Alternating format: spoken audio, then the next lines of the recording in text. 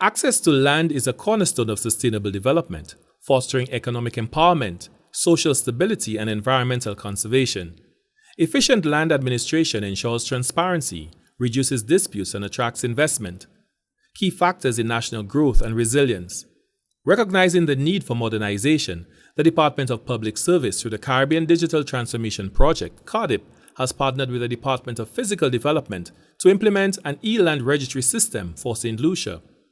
As part of this initiative, a stakeholder consultation was held on Friday, February 7th, to discuss the consultancy services required for developing and implementing the system's technical framework. Sherilyn Monroe Gustav, project manager for CARDIP, emphasized that the e-land registry aligns seamlessly with CARDIP's objectives of expanding access to digital services, technologies, and skills for government agencies, businesses, and individuals. The e-land registry information system is part of two activities under the CARDIP, valued at about 1.9 million US.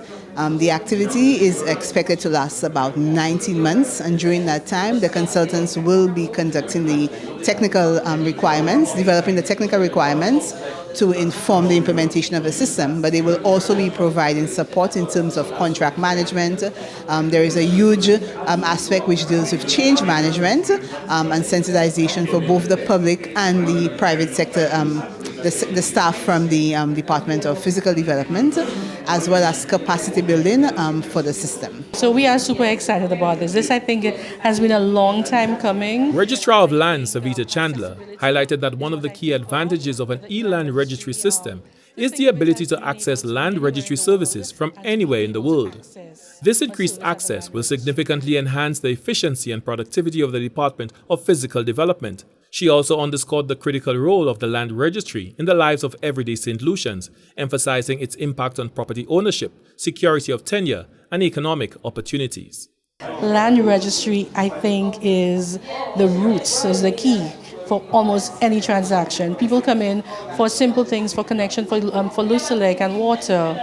Mortgages you can't transact without access to the land registries. I think it's super important and integral to many different business services on Ireland.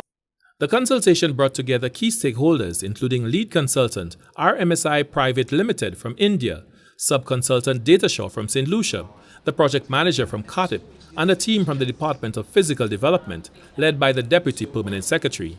Dr. Senthil Rajendran, project team leader for RMSI, expressed enthusiasm for the development of a robust and reliable e-land registry system for St. Lucia.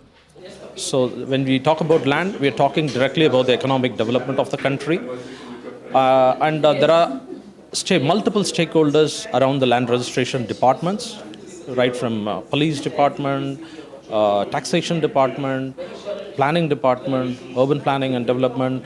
So many other departments are revolving around the land and land registration.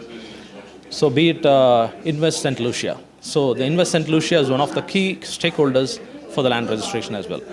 Like the foreign direct investments that is coming into the country, foreigners investing in the properties, buying lands, they all need a very reliable source of land information, which is very, very important, which is going to drive the economy of the country itself.